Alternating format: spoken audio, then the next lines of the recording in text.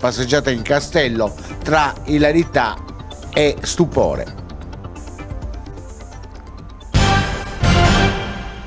Una passeggiata per le vie di Cagliari, una passeggiata molto particolare, curiosa e anche un po' polemica. Allora, diciamo che sul servizio, chiudendo perché forse è più prudente, perché questa porta va chiusa, non può entrare per motivi di sicurezza. Chiedo un fiorino. Un fiorino, c'è da dire che il Comune di Cagliari è riuscito a strappare una grande risata per un fine... Rimettiamo che continua. Spiega la cosa. Vieni. Poi magari ci denunciano per attacchi terroristici. Sì, per attacchi terroristici, così dicono. Allora, il Comune di Cagliari è riuscito a Ascolta, un fiorino. Collin, un fiorino, per favore. Cioè, per motivi di antiterrorismo lei c'ha anche la barba. È anche brutto. Appunto, posso passare. No, per motivi di antiterrorismo non può passare. Dove va? Non c'è più religione. Ops, pardon. Non parli di religione, per l'amor del cielo. Ma dicevo che gli amministratori di Cagliari sono riusciti finalmente a far divertire la città, almeno una volta, per una volta la città ha riso molto, sul fatto che praticamente la vice sindaco avrebbe rivelato alla popolazione cagliaritana di possibili attentati jihadisti nella nostra città, ma che la Sardegna abbia un problema in più oggi. Questa è la barba. Aveva la barba. Sì, però bisogna vedere se si tratta di una barba curata oppure incolta. Quindi bisogna stare. Non salafitta. Ci sono. No, non tocchi la religione, non tocchi la religione. Che il terrorismo internazionale fosse interessato ai problemi del piano della viabilità cagliaritana, questa è una grossa novità, perché di fatto hanno giustificato, premetto che Castello, io parlo anche da residente in questo quartiere, che è un quartiere fortemente mortificato.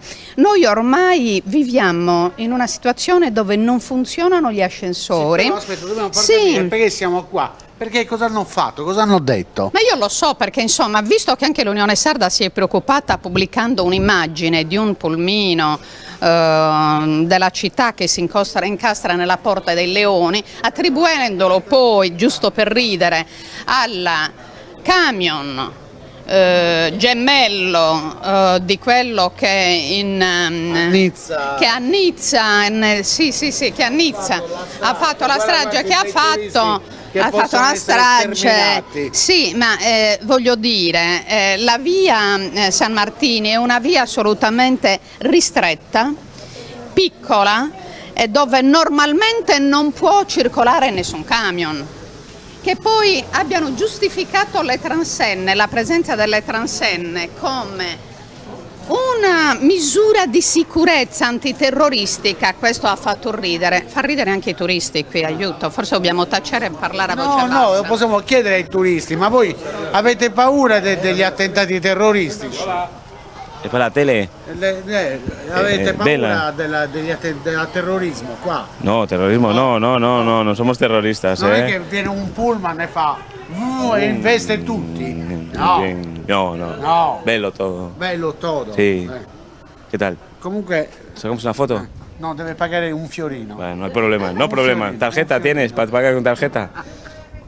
E via Roma? E dove la mettiamo? La via Roma con i palazzi del potere. E lì obiettivamente la gente circola, insomma, avrebbe quasi un senso, secondo le logiche adottate anche a Nizza, ma che la via Martini venga transennata per motivi di sicurezza, ce la devono smettere anche di prenderci in giro, al di là delle risate, non è assolutamente più pensabile. Il dramma vero è che hanno isolato Castello, sarà perché ci sono pochi residenti e quindi come come serbatoio di voti non è granché preso in considerazione, perché di questo si tratta, ma noi è da anni che viviamo in questo quartiere con i tre ascensori assolutamente bloccati, ecco, e adesso ci chiudono. Un secondo di questa risposta che aveva dato il vice sindaco, che poi mi sembra stia facendo un po' le funzioni di sindaco in questo momento, perché si interessa di parecchie cose, che ha detto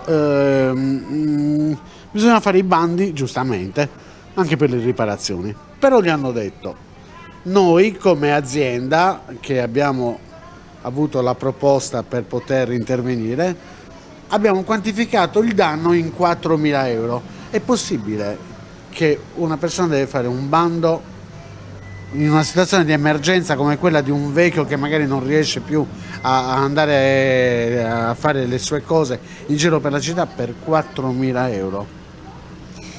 Sì, c'è una cattiva interpretazione dell'emergenza, per cui le emergenze vere passano per ordinaria amministrazione, l'ordinaria amministrazione spesso passa per emergenza. È un comune virtuoso, forse è un comune molto virtuoso. Virtuale?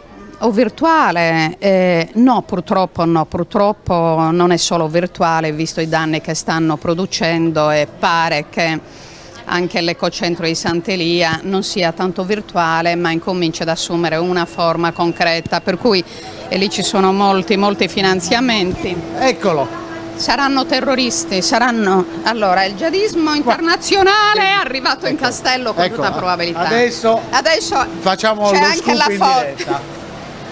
Sta di fatto che Castello continua ad essere un quartiere periferico nel cuore della città. La grande periferia, il grande degrado di Cagliari parte paradossalmente dal suo centro storico, dove tutto quello che brilla nasce dagli sforzi enormi dei privati, a partire dalle attività commerciali, artigianali, e anche la polizia del Castello. Ci sono cittadini di Castello che hanno ripulito delle mura, delle scritte sulle mura, arrivano a pulire addirittura le strade. Questo è Castello, ma dov'è la presenza dell'amministrazione? L'amministrazione non è presente nel centro storico, che paradossalmente diventa periferia, e non è presente neanche in quella periferia geografica come Sant'Elia, dove l'abbandono è ha raggiunto dei livelli veramente impressionanti.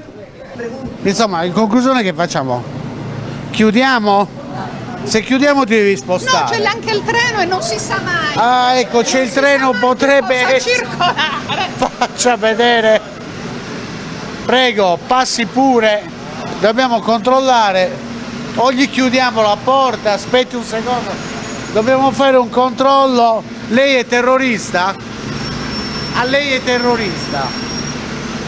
In che cosa terrorista? Al-Qaeda, ISIS, Branca. INPS. OI, è peggio.